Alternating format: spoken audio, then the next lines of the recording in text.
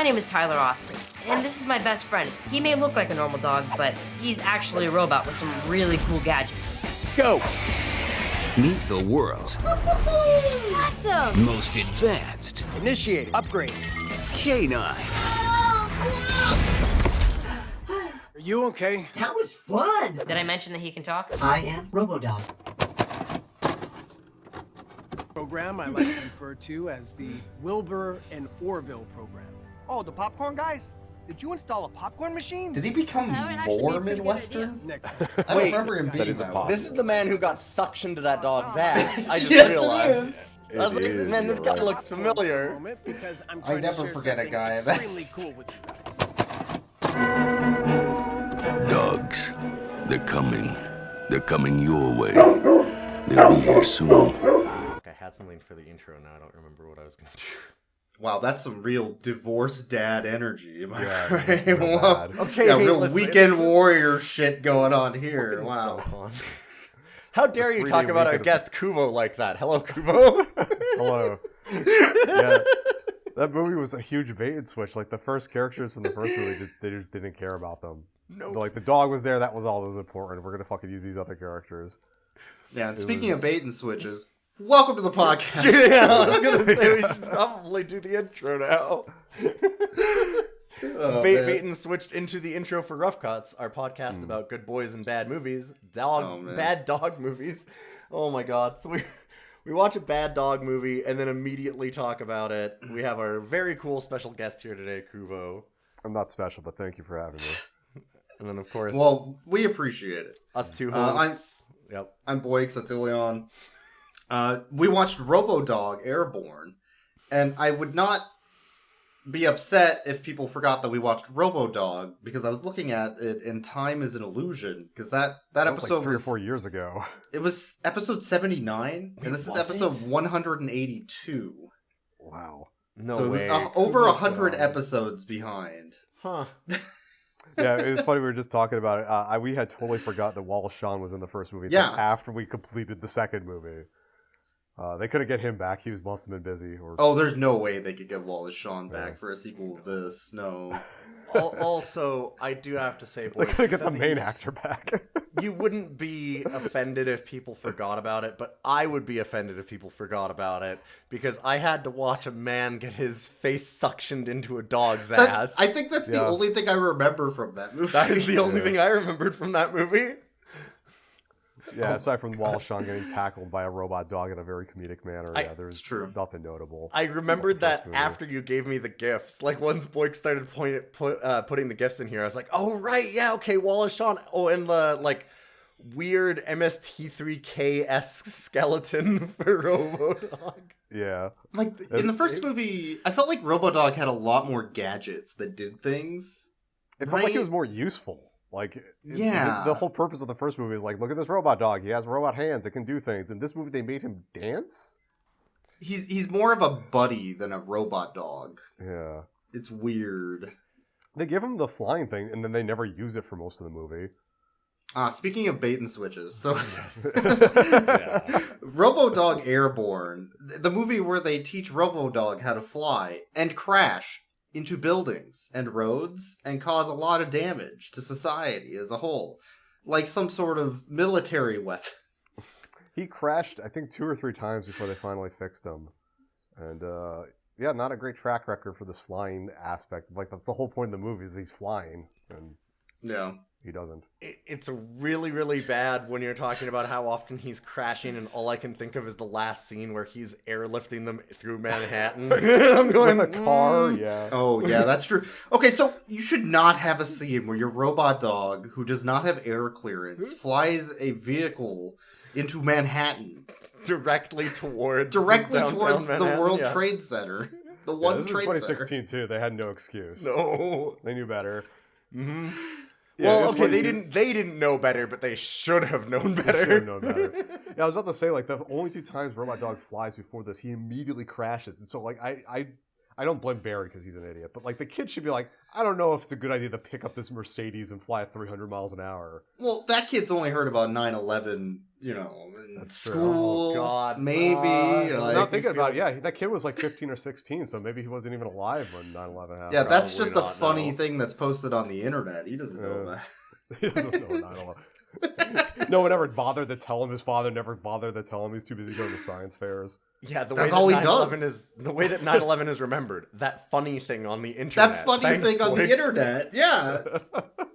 It's funny. Anyway, let's not get this podcast canceled. Let's talk about this dog in this movie. So this movie starts up with him going to a science fair. And I gotta say, there was at least 3 days of consecutive science fairs in this movie. Oh, yes. Like, it's a science fair-based industry. I did have a count of 4 science fairs in total in this film. I think it's a science fair-based economy. Yeah, Right? I was about Like- to say, like, we were making jokes about how, like, the dad's divorced and gets custody on the weekends. But, like, I'm wondering if this is It's because just every day.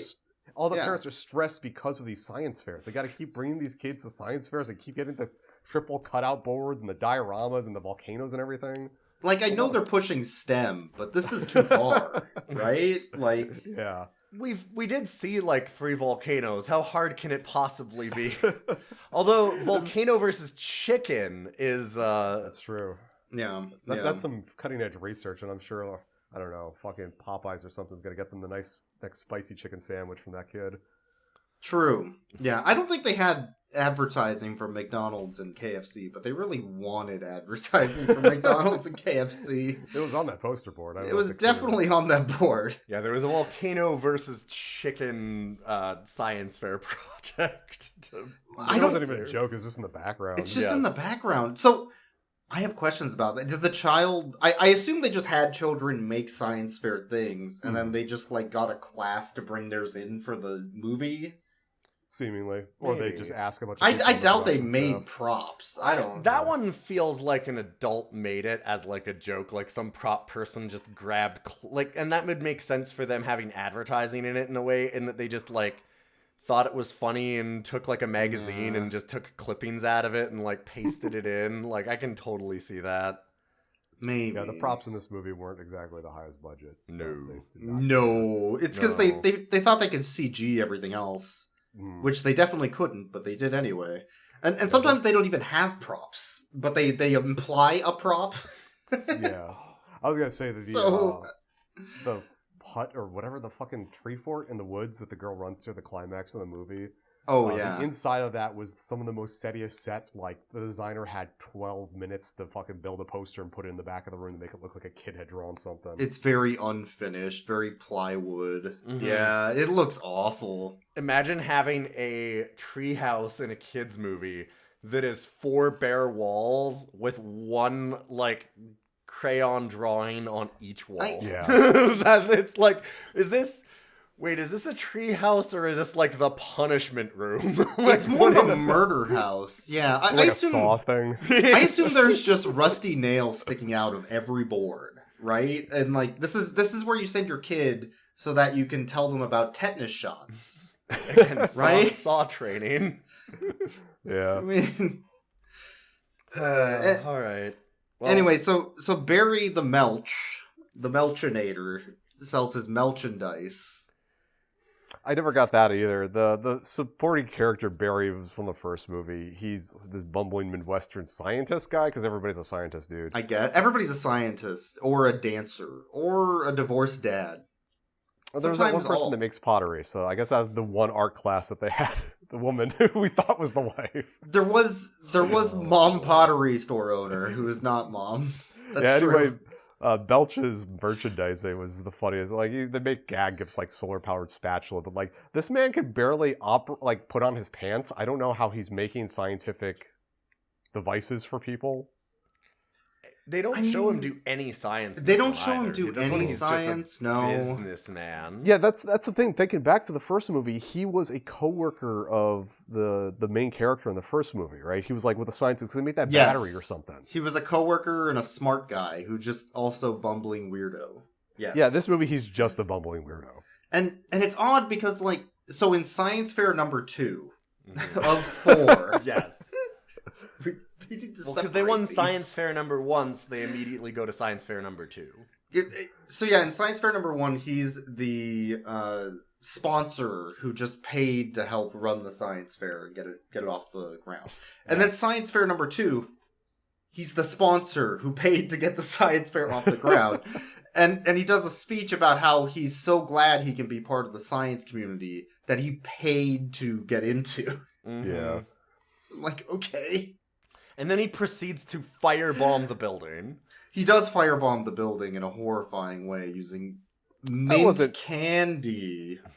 I was gonna say that's only like 20% his fault. They just told him to pull the thing. Unless he specifically asked for the Mentos rocket display by Raytheon. They set or off. whatever. So they were trying to recreate the Weezer Pork and Beans music video. Which Was that Ilion has relevant? not seen. I've not seen. I remember the look on my face. That entire immediately. music video is all memes from 20 years ago. Okay. Including the Mentos thing. That was feels really very big. Weezer-esque. And so they're doing a Mentos and cola, Diet Cola thing, but they have off-brand everything, and they can't say Mentos. Mm-hmm. And when it gets set off, it also starts a fire and sets off a tiny propane tank that causes such a large explosion that everybody in the building evacuates, and it creates, like, bursting doors out of the facility. It doesn't really show because like the Mentos go in the Coke bottles and they fly around and it's all wacky mayhem and everything. But somehow the fire starts. We never see how the fire starts. I suspect this is because they use Diet Shasta instead of Coke. Yeah, but it's funny because like there's this big deal about the fire, but no one cares that the kid brought like a camping propane tank in for his science show. He put the propane tank under a burner, and then lit it on top, right? So like, but the propane tank was on the table because somehow a beaker fell over and made whatever. It blows up Robo-Dog, and that's the catalyst for this movie. Yes. That's the whole point. Yeah, so Robo-Dog gets blown up by a science fair explosion at the second science fair of 4 in this film. Mm-hmm. And after being exploded outside, away from everybody who was in the science fair, who were out the front door, he gets found by a guy leaving pottery class who's really good at computers because he can turn on and off somebody's Wi-Fi network. Yes. Also, I just had to really quickly back up for the intro of Pottery Guy, where we've been watching science fairs and these 3 characters, like the main kid from the first movie, Melch, and Dad, Science Dad. Patrick Muldoon. Muldoon, yes. And all of a sudden, we just go to a pottery store, and there's just this random guy who's making extremely bad pottery, and we're like, it's a hard cut. It's like no intro to this man. He's making pottery and he looks very disappointed in it. And like the woman who owns the store is looking at this like shambles of a teapot or whatever. She's telling him he's doing a good job. Cut back to the fire at the store. Yeah. There's no like congruentness between no any transition, of the no anything. And we got told that like, oh well, your mom's out of town this weekend or whatever. So then we see this and we're like, oh, okay, so this is mom, like the pottery store owner. It must be like, why else would we cut to this? There's no reason to. No, she's an unimportant. Yeah, woman. just a random character, just a random woman. And honestly, she is the only woman in this movie, right? No, Grandma was in it. Oh, there's Grandma, and there's Lady running the dance competition. Oh yeah, like and then all the dancing MILFs at the dance competition. We'll get to the dance competition. The all ages dance show was something. Fantastic. But yeah, it's just unbelievable the way they introduced this guy, and then all of a sudden he's just running over Robo-Dog in the street. So he sees Robo-Dog, kidnaps Robo-Dog without realizing he's kidnapping Robo-Dog to help him. But Robo-Dog is also like spurting Robo-Dog blood on the ground. It just looks like antifreeze. It's antifreeze, but in the context of Robo-Dog, it's blood. Yes. Yeah. Right? It's just green. It's like it was released in Germany. You know? Yeah, so this guy steals Robo-Dog and brings him back, and apparently just has the scientific know-how to fix this miraculous robotic talking AI dog by just plugging in a computer. Yeah, he plugs in the USB stick, or I guess like a a cable to his laptop. Yeah. Mhm. And then he runs diagnostics like you would on a car Yeah. to check It's got OBS. I guess. And it tells him, oh, you're cooling's low. But it shows the picture of a dog that's filled halfway with piss, and the piss is like Yes. floating around in the legs. Like this is how a dog's bladder works. It's just Yeah, it's Does funny. it The double show, its Its bladder like this or like this? yeah, it's like what? yeah, it's funny they show like the inside of the Robo-dog sometimes because it is a robot and like it has a whole bunch of like mechanical shit and like tubing and crap and circuit boards, but like it doesn't show any reservoir for the fluid. It's just floating freely amongst all the. It's yeah, like but like he somehow fills up the robot dog's fluid by like plugging in a hose that he had. a hose. Mhm. I'm guessing like are the Robo-dog's parts liquid cooled? Is that what it is? I guess, it's like yeah, maybe it's sitting just in all the liquid on the coolant? inside. Yo, man, you should check out the LEDs I put on this rig. Yeah, so there's a great scene of Robot Dog leaking some coolant out and, pisses all over the dude, because that's what we need in these dog movies. We need more dog piss in our films. Yeah, Yeah. This keeps coming up, actually. This is a very common theme in the last That's what viewers crave. 181 episodes. I can't even begin to imagine the number of dog piss scenes in the dog movies that you have watched. We could do It's a supercut of just that's like an hour long. At least easy. an hour long. Although at least Easy. sometimes you get like acid piss, and that happens way more often than you'd think, and is True. very interesting every time. True. But, so anyway, he's fixing Robo-dog, and he realizes that his SD card port, where all of the information of Robo-dog is kept on an SD card, is broken. So he pulls it out, accidentally pulling out Robo-dog's SD card memory slot and card, and replaces it with a new SD, like, Just a blank one. piece, but it doesn't work. The SD card... Like, there's an port- SD card reader he pulled out, and that was broken. But, like, the SD card with Robo-Dog's memories fell out, and he put a blank one in. And this has the effect of wiping its memories. So Robo-dog's SD card is a micro SD, though, and he installs, like, a macro SD port. So it doesn't fit. Like, even the new one he puts in... Maybe there are two of them on the inside. Who knows? Maybe he's we just are not really good at Robot-Dog X. computers. Yeah. We are not Robot Dog science experts. Yeah.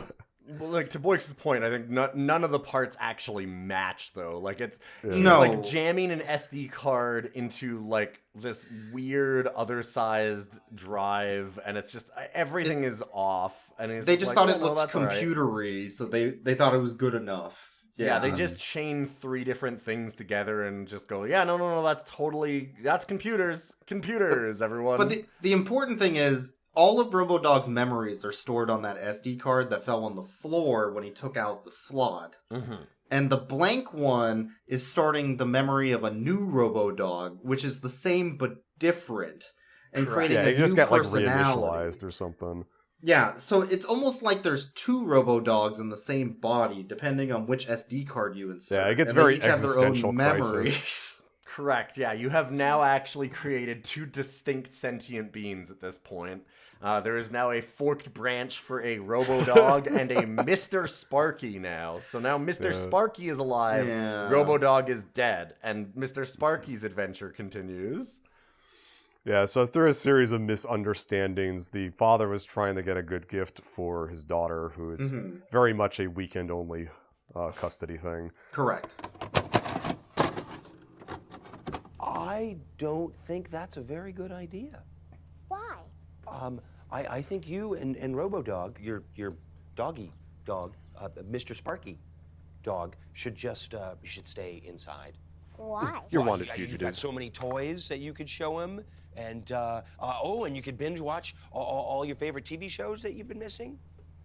I'd rather go So where's the mom in You this? can't go to a This dance guy is with definitely a just dog. You need weekends, an right? adult. Like Yeah. that's what we're getting at here. Yeah, you can take that. It's I'd walk right implied. into that. He was gonna give her a tea set. The grandmother or the mother of the father or whatever gives her a tea set. So he's like, "Oh no, what am I gonna do?" And then the dog walks in, and of course it's time for Robo-dog to be the new pet for this girl who's ecstatic. She loves the thing. Yeah. And the grandma's like, wow, you didn't fuck this one up. Good job. Yeah, There's very much a lot of disdain that the grandmother has for her son. You did something right for once? What? Yeah. Very funny. And of course he is like, because he doesn't know what to do, because he doesn't know conflict of interest moral thing. They're trying to set up like an honesty moral message thing, but it's really just this guy constantly burying himself further and further. Yeah. It's not really an honesty thing. He's just a fucking jerk. Yeah, like he has every opportunity to solve this problem and tell his daughter, listen, it's not a real dog, we'll get you a real dog.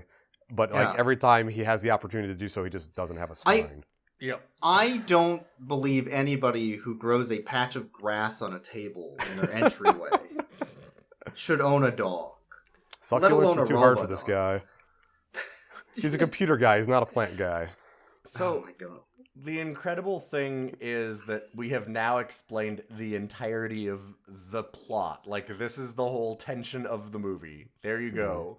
It's literally, this man now has the Robo-dog instead of the real family. And the real family wants the dog back, but he's lying about it. That's it. That's the only tension. This is like This is set up within 20 minutes, I think. Yeah, easy. 15, 20 minutes, something like that. And it's a 90-minute runtime, I'm pretty sure, so... Yeah. I remember that I had... I asked you at one point... So it's more than 20 minutes because we got his name. Somebody mentioned his name. And I was like, oh, good, we finally got a name for him. And it's only 35 minutes into the film.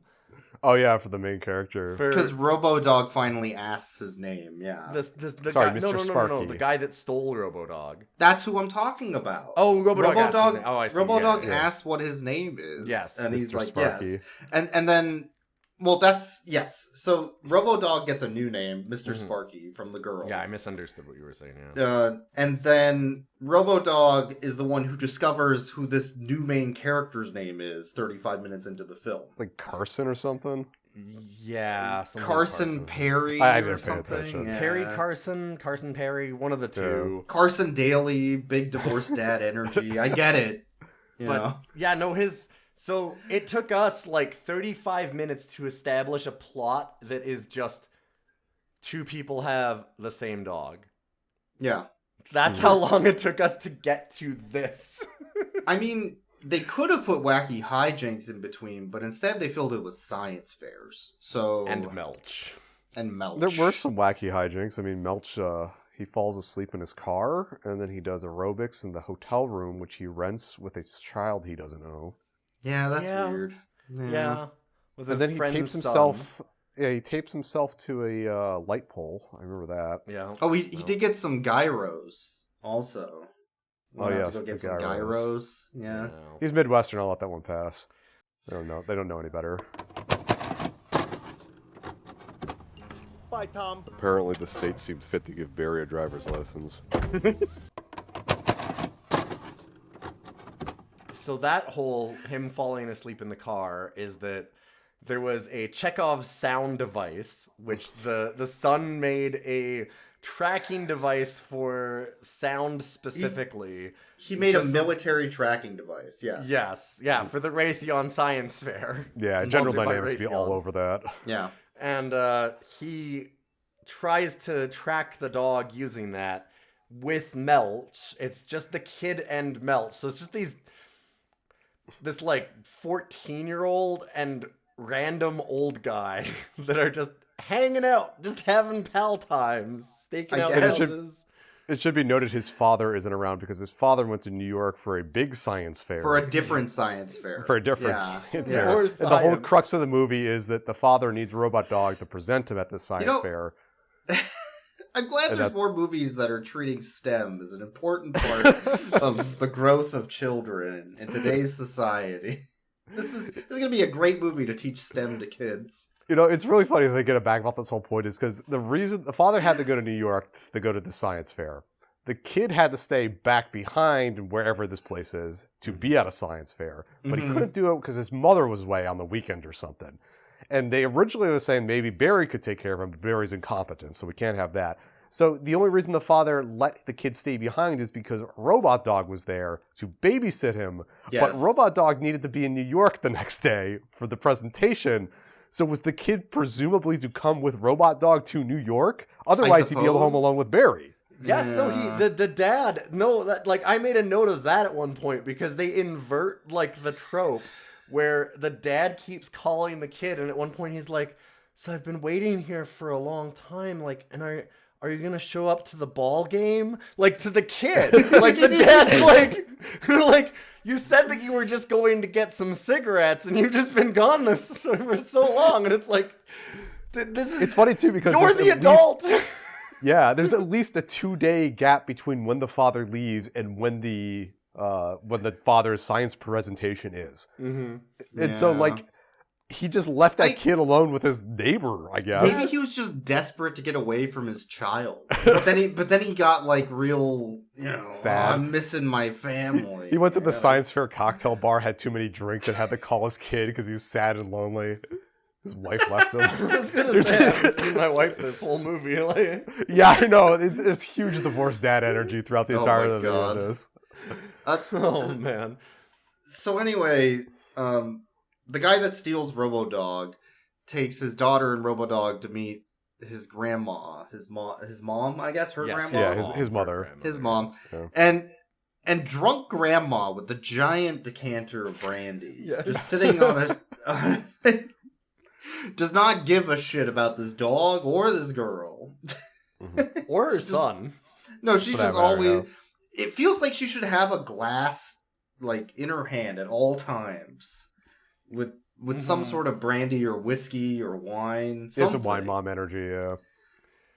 I mean, she even has a shirt that's kind of like that, because she has like, well, you wouldn't like me if I don't have my coffee type shirt. It's on. Very Garfield energy. Yes. Yes. So, yeah, she lets the dog and the kid, presumably, wander around outside because, that's what kids do. And, like, the whole crux of this problem is that the father, Perry or whatever, that stole the dog, knows that the dog is being looked for because the kid and Barry were putting up flyers.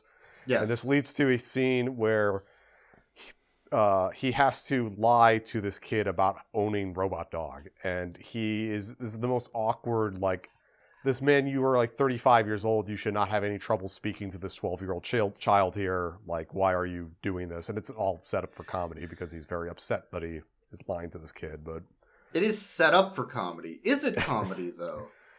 There is a comedic aspect to how bad it is. The ineptitude lends itself to be funny, but not the way they were hoping. Mm-hmm. Oh my god. So then during or after that, I guess, the girl ends up teaching Robo-Dog how to dance in her treehouse murder cabin.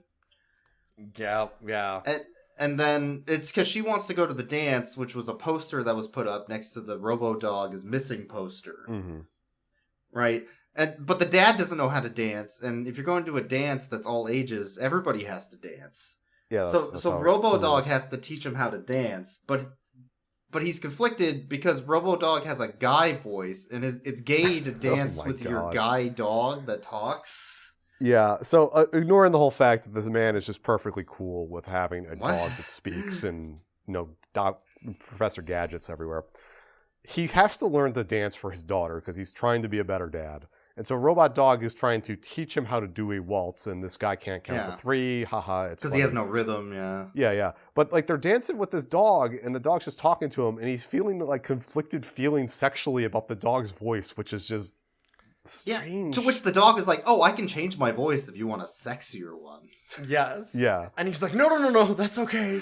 And you're like, no, the first one was fine. It should be noted, this dog never has a gender per se. Like, it has a male voice through most of it, but, like, they never explicitly bring up the gender. I guess. I mean, it's a Robo-Dog. It's not important. Female voice, right? Like, he's a thing. He's an item. It's a robot. And his whole... I wrote the note of, fellas, is it gay to dance with your dog? Like, it's very much... He's like, well, I hope the neighbors don't see me. And they're like, why? And he's like, well... I'm dancing with a dog and it's got a guy voice. You're like, oh my god, like, seriously. The neighbors are already judging you based on, like, a numerous other things that going on in your life. The dog is the least of your concern. I'm judging him on the Duolingo owls above his daughter's bed. What the Those are fuck's up with that? Those are definitely stolen from like Etsy or something to put on the wall from the Airbnb they rented for the shot. God. I'm just waiting for him to put up the Reddit, like, is it gay to dance with your dog? Also, my wife left. Am I the asshole for stealing a dog and giving it to my daughter? Yeah. Oh yeah, the dog can fly. Yes. The dog can fly and talk, and it's also a robot. This is Reddit dad energy everywhere. Yeah. So then Melch wakes up from a nightmare saying pork chop sandwiches. Oh my god. Which is another old meme from 20 years ago.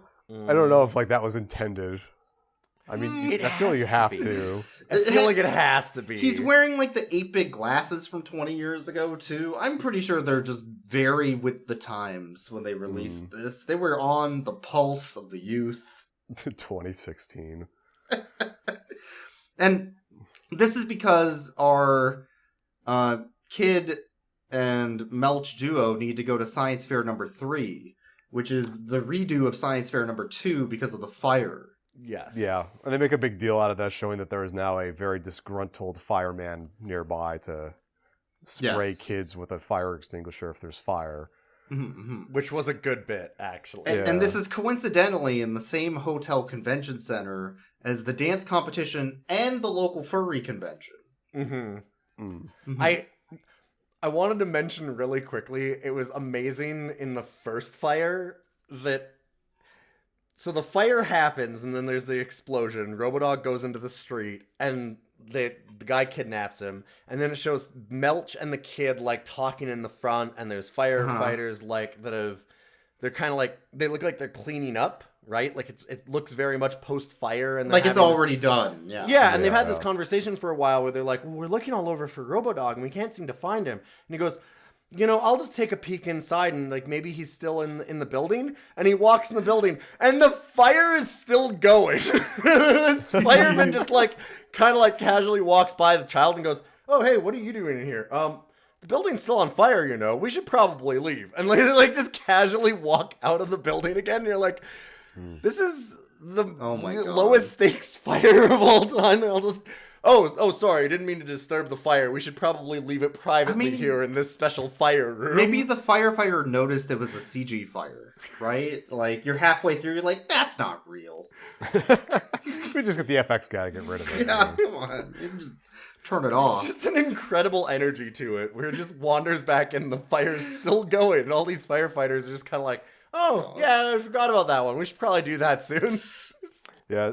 Thinking about incredible energy, eventually it gets to the scene where they do the dance number. Yes, at the dance Perry competition. takes his daughter and Robot-Dog to the dance. This dance is for all ages. They got people from 4 up to 60 in there. The poster definitely said, like, kids dance competition or something. Yeah, but it's very much not. Yeah, they said dance competition. This feels like a prom. Yes. Like it's definitely like a high school gymnasium, or middle school prom. Yeah, middle school gymnasium prom with the streamers and like the chaperones. And they walk into this and the girl goes and dances with her friends. The father has 2 punch glasses, like, oh, where'd you run off to? And then there's the corner of other dads with 2 punch glasses. Haha. The corner of divorced dads. Yeah. Who all hang out here on the weekend. The energy of this scene, though, like you're saying, it feels like a prom, and I'd say that it does, but it goes through like some phases because we go in there, and you're going in, and it has, like you said, like the streamers and balloons, and you're like, oh, okay, so this is like a kid's prom kind of thing, father-daughter dance maybe, but then the music is like, dun, dun, dun, yeah, they got some like EDM going, club music, like, and it's like Blade music, and it cuts to like all of these like say like 18 to like 23-year-olds like dancing up in the club with like fucking like laser lights. Somebody's twerking in the back. Wait, what is this? And then it cuts to a slower song, and then you see like this grandpa in the back and this like 70-year-old lady, and they're just slow dancing. And you're like, okay, I'm officially. I thought it was weird when the sprinklers of blood started. You know, that would have made that movie a million times better if it just did the Blade. Sprinklers of blood everywhere. So, but then the dog starts dancing to like WAP or something. And everybody's like, yo, is that a robot dog dancing? Oh, shit. And they all get And by this- dancing, they mean they have the trained dog on its hind legs go in a circle before they have the trained dog on its hind legs post-effect moonwalking. Moonwalking. Very badly. Like Scooby-Doo moonwalking during a dance scene. I feel but, that's unfair to worse. Scooby-Doo. Much worse. And very PNG Yes. tuber energy of it just like sliding back and forth Yeah. as a 2D object. And then the girl and her dad dance as well, and they do the awards. So of course Robo-dog wins Best Dancer award, and then the dad wins Best Divorced Dad award. More or less, yeah. The dancing scene of him and his daughter goes on, I want to say 90 seconds, 2 minutes. It was super padding for time there. They just fucking montaged it. Yeah, they give the daughter, the father, the sweetest dance award, I believe. Something like Sure. that. It was Some not sweet. bullshit random award, yeah. I guess. And I need to point out, so Robo-dog only got taught waltzing, and he only taught the dad how to waltz. But they were definitely like club dancing. Like rubbing up against people. That's a good point. Robo-dog's memory went out, so how did it know how to do moonwalking? Yeah, how did it know any of this? Confused. Well, you see, Perry is very good with computers. Maybe they downloading installed new programs into this dog while he's like, I know Kung Fu. I know Kung Fu, but I know how to moonwalk now. God. What happened after that? What happened after the dog dance? That's where my brain started to turn off. In this movie. I think this is when the existential death of Mr. Sparky happens, and they start like realizing the Is girl. this where the kid shows up and figures out that the dog? No, they go out for ice cream. That's what it was. They go out for ice cream. Yeah. During the it should be best noted rated that- on TripAdvisor ice cream store. Yeah, it should be noted earlier in the movie the kid had asked for ice cream, and the father gave the kid a waffle cone, a piece, an ice cube into the waffle cone, and then whipped cream on top. You go see it's ice and cream. Ice and cream. This implies they're very poor. Divorced right? dad off Yeah. the charts energy. Like the Geiger counter is just. Like, And it makes me wonder if Miracle Whip gave them a sponsorship, because earlier in the film, Felch was eating donuts with whipped cream. With whipped cream, yeah. A There was a lot lot of of whipped whipped cream. cream in this movie. I think maybe the prop department just was like, here, just use this. That's what I was thinking. Like, Yeah. I feel like there had to be a sale on Costco of whipped cream, and the Yeah. prop department just bought like a flat and was like, I don't know, we need food in the scenes, right? There you go. It They doesn't. expensed a fucking flat of fucking Costco whipped cream for like $80. Like, how are we gonna get this? How are we going to use all this? It does imply that Perry could not afford ice cream until after the dance competition. So was there a money prize for this competition? Or Spent all their money on he fucking spent it whipped all on cream. whipped cream afterwards? Is that what happened? Like he just has a fucking shelf of whipped cream cans. Oh Yeah, my so they go out to the ice cream place to get proper ice cream, but dogs aren't allowed in, so Mr. Sparky stays outside, and of course this is when the main kid and Felch come around the corner, see Mr. Sparky, Robo-dog, we found you, and of course Robo-dog does not remember them, because Robo-dog does not have the Robo-dog memory. It's literally a different dog. It's Yeah. not They literally are different, two yeah. different dogs. Yeah. Do your memories make you who you are, Boix? Is that what you're saying? Does no one have a soul? There's a lot of questions being raised at this moment. The None of movie them will never be addresses answered. any of them, yeah. Yeah, I was anyway- thinking during this scene specifically, it's like there's a Ghost in the Shell episode from the series that like deals with this memory stuff, and it's like interesting, and this they don't address any of this. Robo-dog in some ways is a touch coma, if you think about it. Yeah, more or less. I mean, like its really personality is think about downloadable and it. Yeah. transferable. Yeah. But yeah. So father takes daughter, ignoring the kid and the weird man who are standing next to Robot Dog, and they take Robot Dog home. And the kid somehow wanders into the basement and figures out that Robot Dog is actually Robot Dog and not Mr. Sparky, and that the father- Because Perry left his SD card memories inserted into his laptop for 2 to 3 weeks at a time. Robo-dog is the best, and I can't imagine ever being apart from Did you find the hammer and nails? What's this? What? This video. That's not the first time this man's heard that. No, that's the look of a man who has had this problem before. That's how he became a weekend I dad. found him. Yeah. I fixed it. You said you got him for me. Well, It should be noted, one of the funniest scenes that made me angry. The kid goes to the computer, hits spacebar, whatever. It starts showing a robot dog memory of robot dog with the kid, but it's shot of robot dog with the kid, not the first person subjective that robot dog would have had in the situation. Yes, it starts where it's like Robo-dog is in front of the kid and he's talking, but then Robo-dog enters the scene. Yes. So how did Robo-dog record this? Robot Dog set this up on its cell phone, which Robot Dog, by the way, did have a cell phone in one of the earlier shots because he took a selfie. Yeah. Yeah, this is a lot less of like Robot Dog's memories and a lot more of like Android 16's like programming, like kill Son Goku, like love this child, love this child, love this child. Like it's like that over top of it, just trying to like train the AI to be like, no, this is your master, you have to love him. So then Very Perry weird. takes out Mr. Sparky's memories and reinserts Robo-Dog's memories. Thus killing Mr. Sparky. Killing Mr. Sparky dead. Yes. Forever. Until they get a new Robo-Dog to insert it back into? Did they merge files? They never do that. Nothing happens. This dog's just dead. Yeah, you can't integrate the personalities, then you're just gonna have two dogs, you know. Yeah. And he so finds out... The girl stomps off because she's angry. Yes. That's when they do the swap back. And they find out the girl has ran away from home, as little girls tend to do. And so this is where they find her back in her little magical fairy kingdom tree fort. Her tetanus fort, yes. She's getting more than tetanus in there. She's getting like poison ivy and she's getting fucking bubonic plague. There's rats in there. I was gonna say, I'd be more worried about like the rats and mice and stuff in there. Like you're gonna get like hantavirus. But this place, it very much looks like, so I live near a bunch of places in the mountains that are all like mining communities. This looks like an old abandoned like mining shack. You know, like shack. Yeah.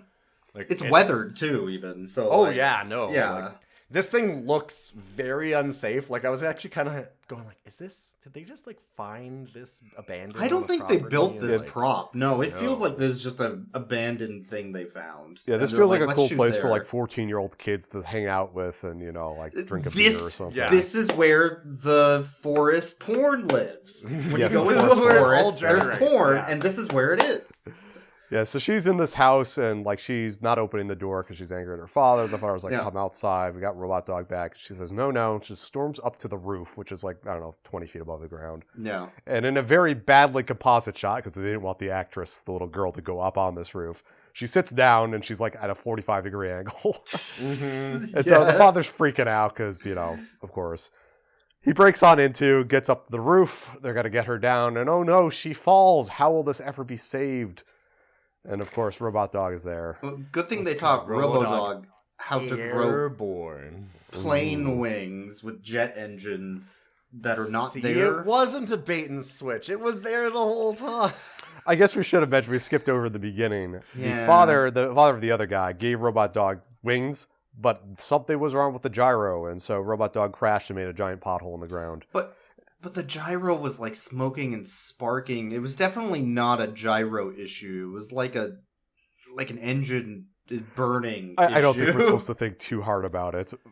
But yeah, they sealed Robot Dog's flying powers away because it was too dangerous. But in the end of this movie, he has to don the wings to save this child who is falling. Yeah, it's almost like Robo-Dog had to solve an escape room puzzle to unlock his memories so he could regain control of his powers that we as the audience didn't know about until later in the story. Fuck. It's great that this dog got a bomb has to collar rescue on. this child from her 10-foot fall. Like, yeah, she's gonna break an ankle at most. I mean, her flying around, that dog flies her like 80 feet up. Yeah, that's way more dangerous. Is more terrifying than the fall. It also Melch during this entire time was there. He didn't offer the help or anything. No. No, and also the CG girl flying around is very low poly. That like some Turbo Squid ass features right there. Yeah, it's really bad looking. So Robot Dog saves his girl from falling, drops her off in her father's arm, then immediately crashes. They said like it was immediately after. Immediately crashes. Yeah.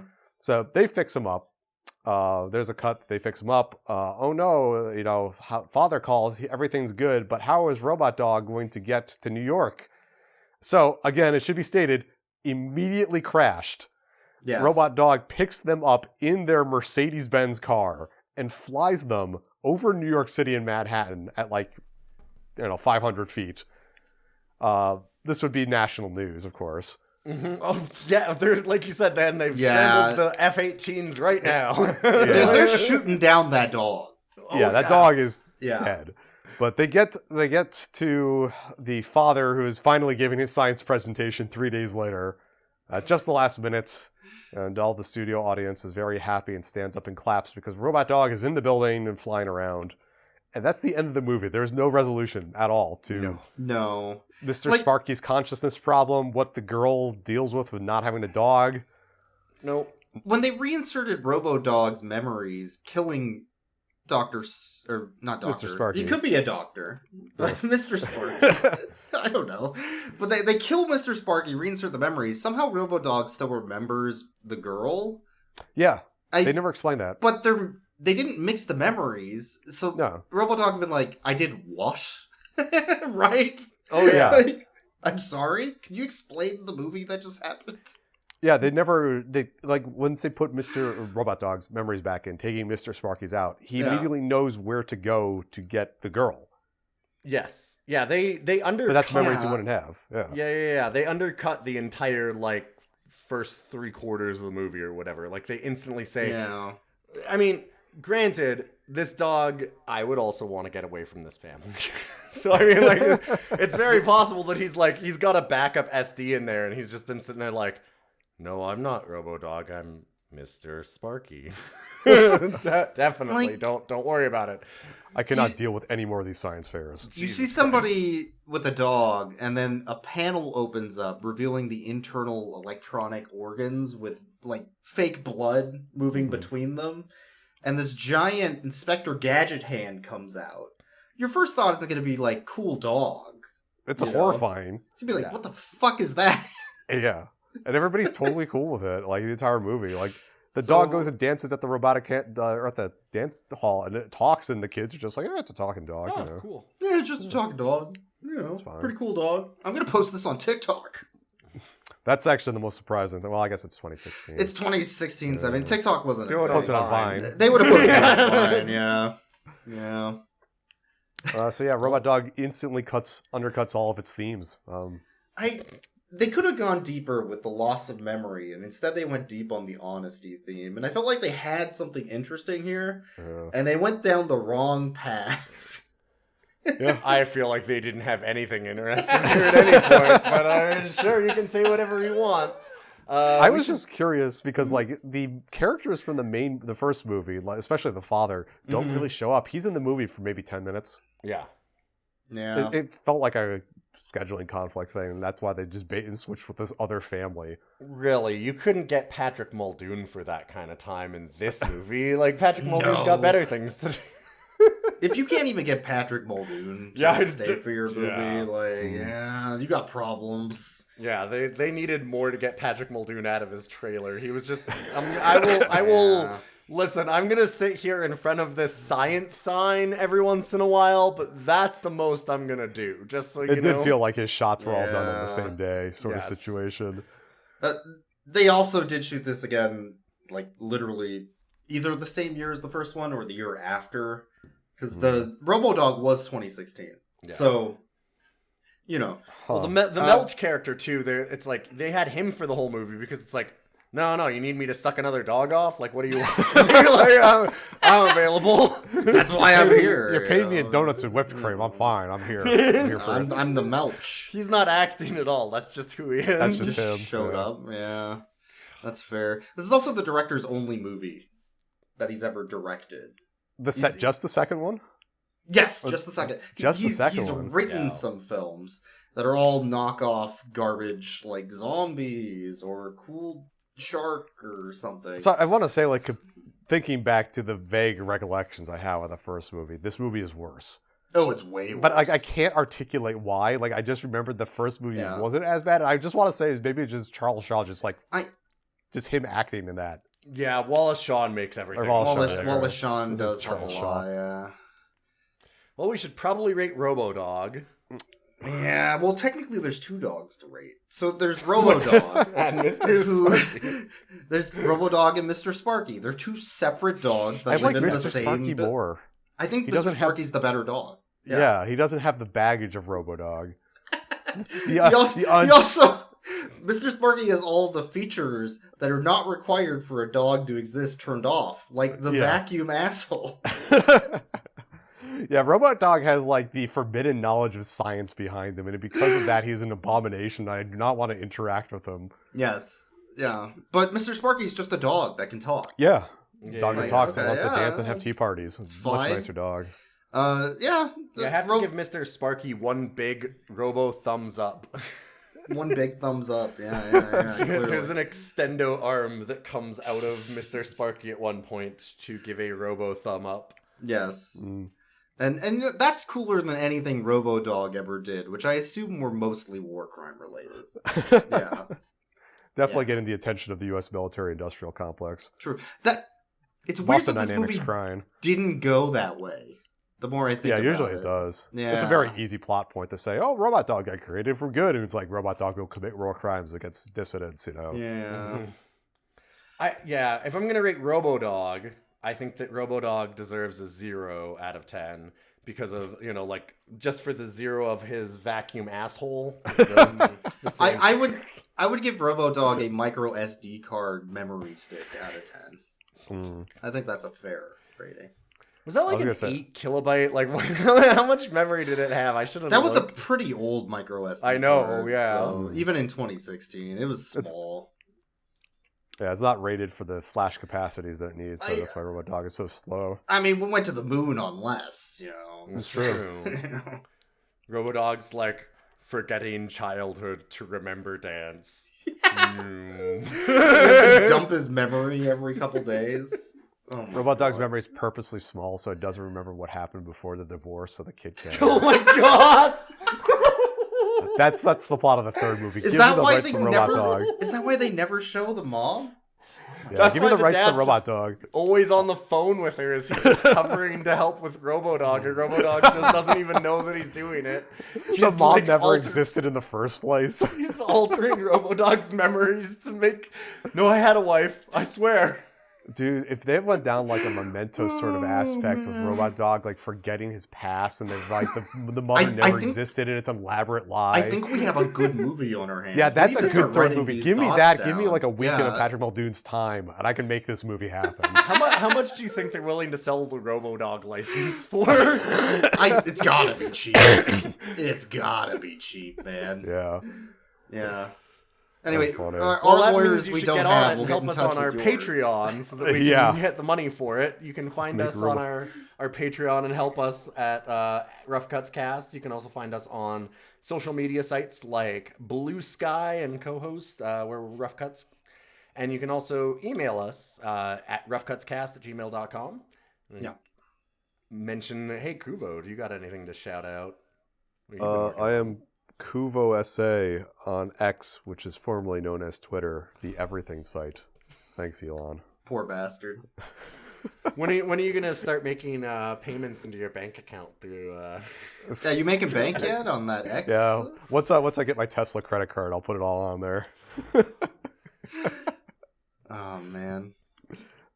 Anyway, thank you for listening, everybody, and we will catch you next time.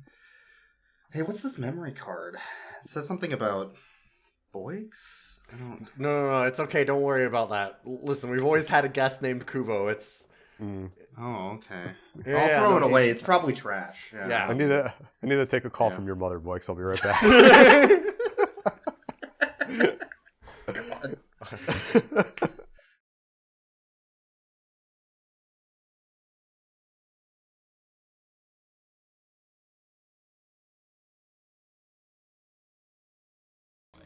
Yes, we got a dog dance number.